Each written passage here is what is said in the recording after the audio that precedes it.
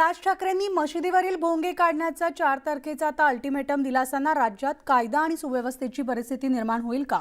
मशिदीबाहेर हनुमान चालीसा म्हणत असताना समाजवादी पार्टीची काय भूमिका असेल? राज ठाकरेंच्या वक्तव्यावर समाजवादी पक्षाची काय भूमिका असेल या संदर्भात अबू आझमी यांच्याशी चर्चा केली आमची प्रतिनिधी स्वाती लोखंडेनं।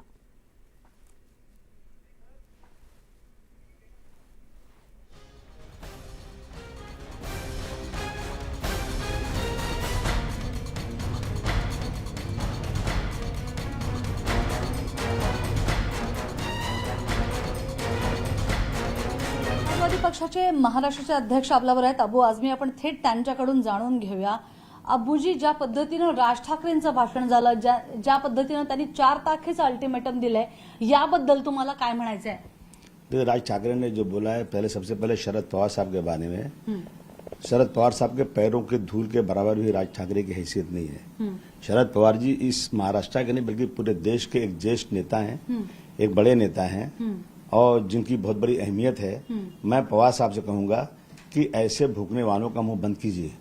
ये आप जैसे लोगों के खिलाफ बोलते हैं और ये संविधान के खिलाफ बोलते हैं। जब संविधान ने परमिशन दिया, सुप्रीम कोर्ट ने परमिशन दिया मस्जिदों पर लाउड स्पीकर लगाने का, तो ये होते कौन इस तरह से बात करने वाले?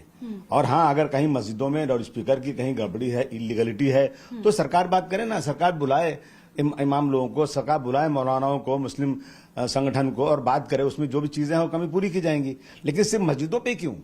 कि लाउड स्पीकर सिर्फ मस्जिदों पे नहीं बजता है, लाउड स्पीकर 50-100 जगह पे बजता है, जिसकी वजह से बहुत ज्यादा उसका पोल्यूशन होता है, ध्वनि पोल्यूशन होता है। उस पर ये लोग सिर्फ और सिर्फ ये राजनीति में जिनको जनता ने बिल्कुल धुतकार दिया है, वो लोग अपनी जगह तलाश कर रहे हैं और वो चाहते हैं किसी तरह से भी हम जो है वापस आ जाएं। क्या जब इन्होंने पार्टी शुरू किया था, बाला साहब ठाकरे के नाम पर, शिवसेना के नाम पर लोगों ने उनके परिवार का समझ के इनको 14-15 सीटें दी थी, लेकिन इन्होंने नफरत की राजनीति किया तो लोगों ने इनको धूल चटा दिया।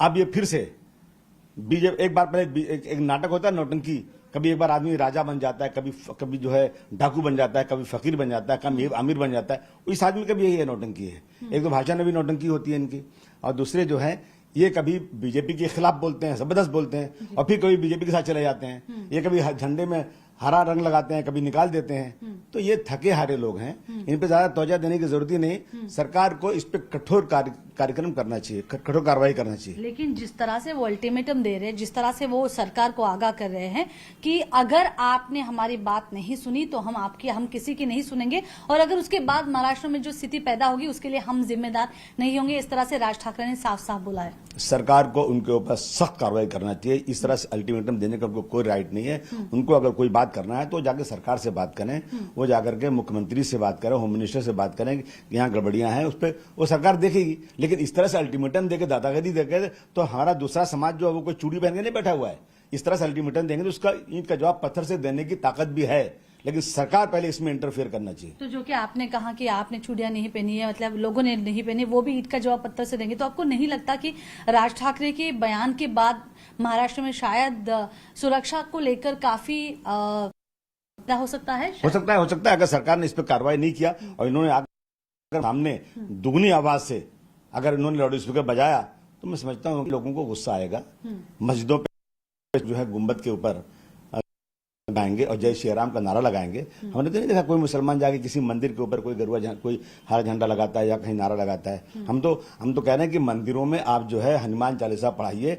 हम वहां आकर हम इज्जत करते हैं, सम्मान करते हैं। हमारे इस सम्मान को आप बुजदिली मत, हम इस देते हैं करोगे तो याद रखना हम चुपचाप बैठने वाले नहीं।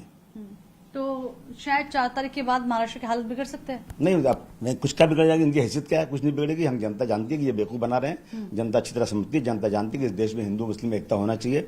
और कहते हैं ना कि जलेंगे हम तो जल जाएगा सारा गुलसिता माली, समझ मत सेने गुलशन में मेरा ही आशियाना है।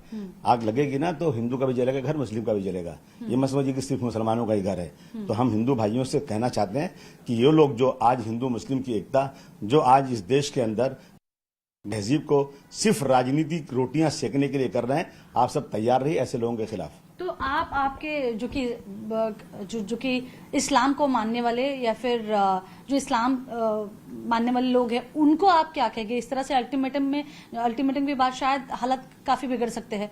तो आप उनको क्या शांत नहीं, रहने का? मैं कहूंगा बिल्कुल शांति से रहिए। और मैं कहूंगा अपने उन सेकुलर भाइयों से, चाहे किसी धर्म के भी लोग हों, वो मस्जिदों के पास खड़े रहें और ऐसे लोगों को वहां से दुकार के भगाएं जो लोग वहां आकर के जबरदस्ती छेड़ रहे हैं और इंस्टिगेट कर रहे हैं कि तुम हमसे लड़ो, ताकि जो है लड़ाई झगड़ा करने के बाद जिस तरह से बीजेपी ने 2002 में गुजरात में दंगे कराए और सत्ता में आ गई, उसी तरह से ये लोग भी चाहते हैं कि सत्ता में आए। तो आप सब लोग इस देश की गंगा जमुनी तहजीब बचाने के लिए सब शांतिपूर्वक खड़े रहिए और ऐसे लोगों को वहां आकर के इस तरह से वहां पर हनुमान चालीसवां डबल आवाज से लाउड स्पीकर से पढ़ने मत दीजिए। हनुमान चालीसवा पढ़ना है तो ये पढ़ें अपने घरों के अंदर, ये मंदिरों के अंदर, और जाएं सरकार के पास, जो डिमांड करना करें, सरकार बुलाकर बात करे कि ये इलीगलिटी है, क्या है, वो लोग उसको हटाएंगे। लेकिन उद्धव ठाकरे ने, जो कि महाराष्ट्र के सीएम है, उन्होंने यही कहा है कि इसको लेकर जो है वो सेंट्रल को कायदा बनाना चाहिए, क्योंकि सुप्रीम कोर्ट ने ये नहीं कहा है कि लाउड स्पीकर सारे मस्जिदों में से निकाले जाए।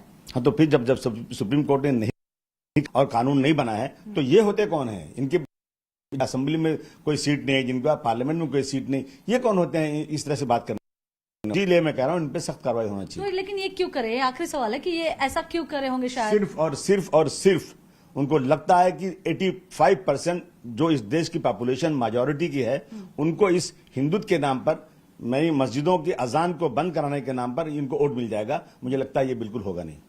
तर हे होते अबू आझमी, ज्यांनी खूप महत्वाचे मुद्दे मांडलेत। एकतर राज ठाकरे यांचे कोणत्याही प्रकारचे ना आमदार आहे ना त्यांची एखादा खासदार आहे, पण यांना कोणी अधिकार दिला असा त्यांनी थेट प्रश्न तर निर्माण केलेलाच आहे। पण मशिदीच्या बाहेर लोकांनी तैनात राहावं आणि मशिदीला सुरक्षित ठेवण्याचं त्यांनी काम करावं असंही त्यांनी आवाहन केलेलं आहे। त्यामुळे आता 4 मे नंतर किंवा 4 मेला नेमकी महाराष्ट्रात काय स्थिती होते यावर लक्ष ठेवणं खूप गरजेचं आहे। एक तर राज्य सरकारनं भूमिका घेतली की मशिदीवरचे भोंगे काढण्याचा जो काही निर्णय आहे किंवा त्या पद्धतीचा जो कायदा आहे तो केंद्र सरकारने करायचा आहे। अशात राज ठाकरेच्या अल्टिमेटम नंतर महाराष्ट्रातली नेमकी स्थिती कशी असेल हे बघणं खूप महत्वाचं ठरेल। नवनाथसह स्वाती लोखंडे, न्यूज 18 लोकमत, मुंबई।